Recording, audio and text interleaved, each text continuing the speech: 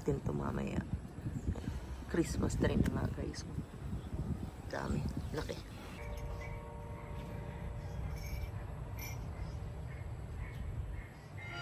So guys, kuha na tayo ng mga eggplants natin. Tingnan mo. Yan. So ito yung kukunin natin guys. Actually madami na sila oh. Grabe. Let's go.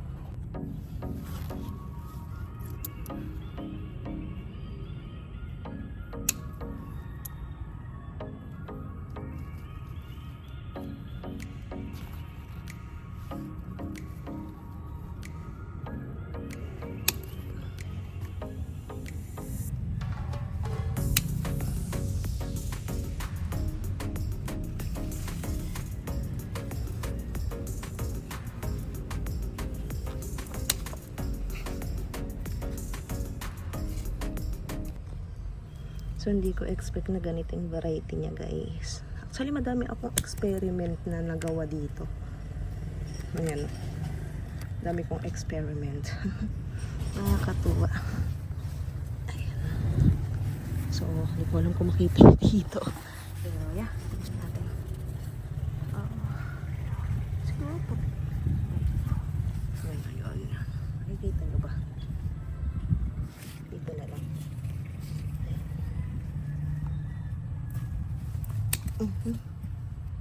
Matigas. Haba yan. Haba guys. Oh, amazing. So, pruning ulit guys. Ganyan lang ginagawa ko dito. Tapos ganyan, kinakat. Ito. Kinakat ko yung mga leaves niya. Para at least mag-concentrate siya dito para yung nutrients hindi nabibigay sa mga leaves na kagaya nito. So yan, alisin. Ano pa? Ito. Alisin natin. Ano pa ba?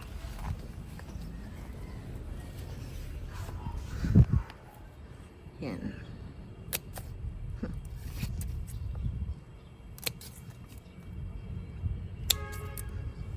Daming mga plants. May mga leaves. Yan. So, napanood ko lang din to sa mga growers, sa mga farmers. Ganito pa ng ginagawa nila.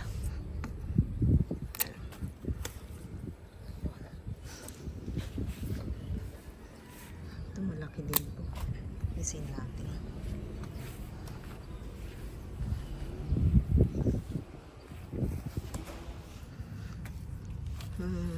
Ito kunin na din natin to.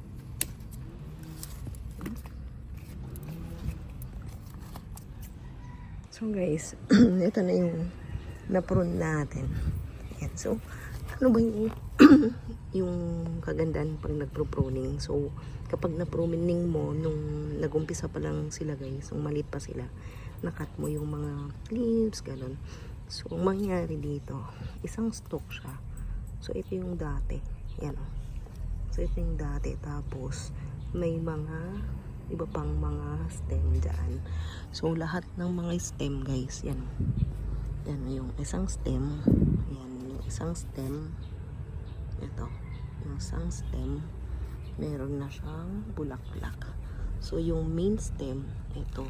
May bulaklak na siya. Tapos, may mga bulaklak na din dito. Tapos, yung isa pang stem dito guys, meron na din siyang bulaklak. So, lahat ng mga stems niya, ayan, sa ngayong mga sanga-sanga na yan, meron na siyang mga bunga. So, as same dito. So, dito din guys, meron din tayong talong dito. So, kuha din tayo ng talong. Actually, ito, seeds to. Ayan. Ayan. So, malalaki din siya guys. Ang ganda. Yun. So, ito yung bunga niya. Ito. Kunin na din natin to.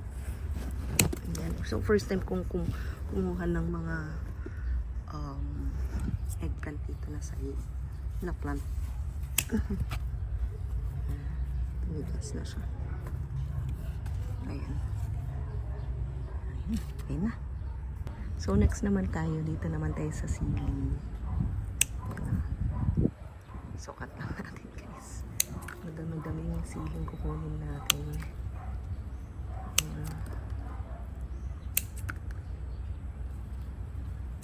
Ay, sayang yun. Kasi nahulog lang din naman siya.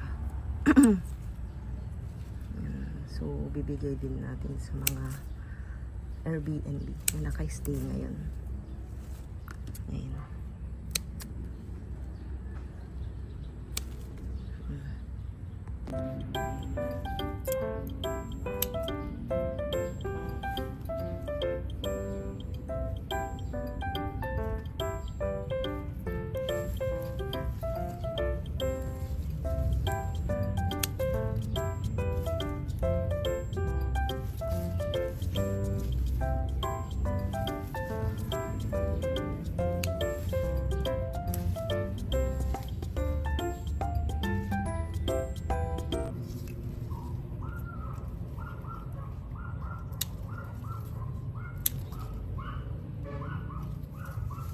So, ito na guys yung sili natin, oh.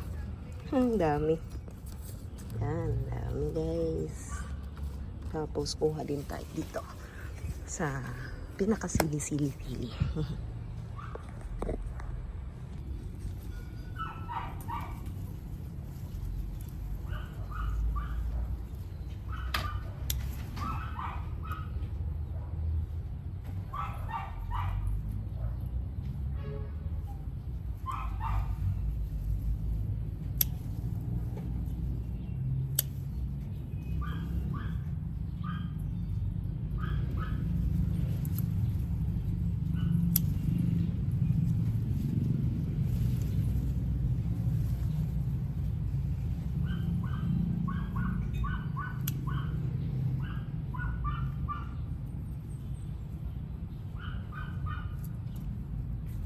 So, ito guys, yung nakuha natin. So, bilangin natin. So, 2, 4, 6, 8, 10. Ay, 12 din. 12. Dito eh. Yung salongs. Okay. See? Tapos, ito naman yung sili. Guys, andito tayo sa box house ngayon and kaka-check out lang ng mga nag-check-in last 2 days ago. So 2 nights sila. Yeah, ay 3 days ago pala kasi pang 3rd day nila ngayon. So check natin guys, samahan nyo akong i-check. So ito yung nadatnan natin, tapos naka-close yung cortina, yan. And CR okay naman, all is well. Tapos ito sa basurahan. So chine-check natin guys kasi minsan may mga nalalagay sila dyan na kung ano-ano. Tapos dito, so nilagay nila yung tuwalya. Ayan. Then may iniwan silang coal. Yan. So nag-grill sila kahapon. And ito pa yung narinig ko kahapon. Kasi hinanap ko kung ano yung anong antang nito, nabasag. So, yung glass pala. So, sila pala yung nakabasag. Anyway, sinabi naman nila sa akin. So, meron dito, yan, dispose natin to. Ito din, dispose. So, mamaya na. Mamayang hapon. So, ito din. Ayan. So, madami tayong mga i-keep. Ayan. So, advantage din kapag may mga ganyan. Diba, hindi na tayo minsan bumibili. Kasi may mga stock na. So, may Novellino. And, yan. So, tignan natin guys. So, siguro nag-celebrate sila ng 1 month or 1 year anniversary. So, ayan. Ito yung bed. At least, diba, hindi magulo. Minsan kasi magulo eh. Yung mga nagre-rent or mga nag-Airbnb. So anyway, ayan. So, sa ating Airbnb tenants na nagkaka-check out lang, so happy anniversary sa inyo or happy mansary sa inyo. Ayan, tuloy natin. Happy one! I hope nag-enjoy kayo guys. So, yun. Actually, ipinunta na din sila dun sa terminal. So, checking. Ano to? So, tignan natin kung may laman. So, wala naman. Oh.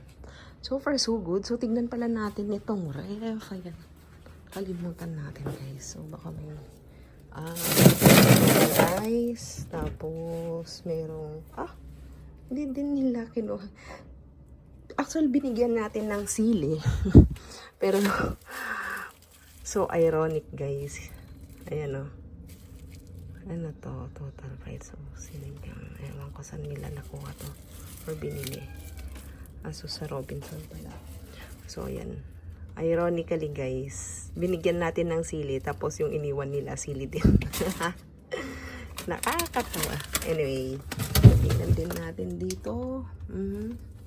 So, kunin na lang natin, guys. Sayang. Diba? So, ayan. Alright, let's go. Ironically, di ba? Ito yung sili. Tas sili din yung binigay natin sa kanila. Pero what matters most is yung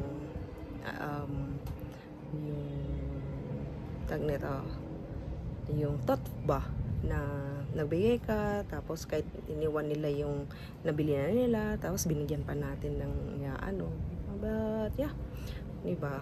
Thoughts, yung mga thoughts na forever nilang dadalhin yun, yung memory ba. So yun, magluluto pala tayo guys ng sinigang. Tapos ito pala yung kinuha natin doon, yung iniwan nila. So yan na lang, hindi yung sili natin. So ngayon kukuha tayo guys ng kangkong.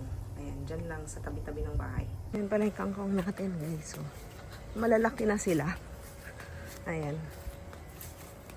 Laki na. Tignan natin. Meron din doon. Pero I guess mas...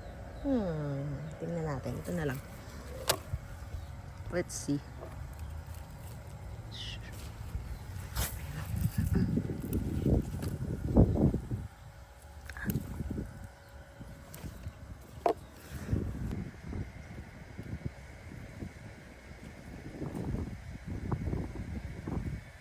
Guys, ito na yung nakuha natin.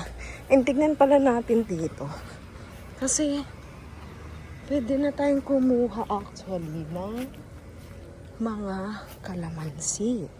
Kasi may mga, may mga kalamansi last time dito eh. Tignan natin dito. So, maganda pag marami tayong mga plants or mga vegetables dito. So, okay na din to. Lumalaki na din tong langka natin guys. Tingnan natin. Yun o. Tingnan natin ko. Kuha na tayo. Yes. Kasi, kung hindi natin to kukunin, hindi siya bubulaklak.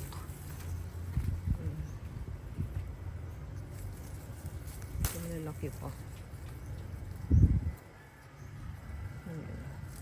Parang kung hindi mo siya kukunin, parang tatamarin na siyang magbunga.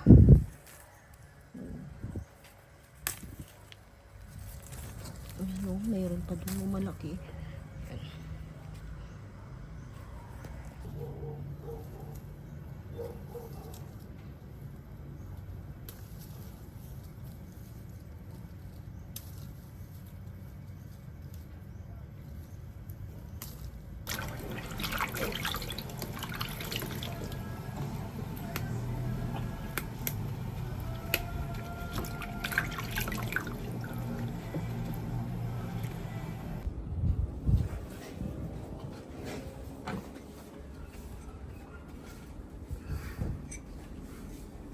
Ito yung bagay ni Papa mo.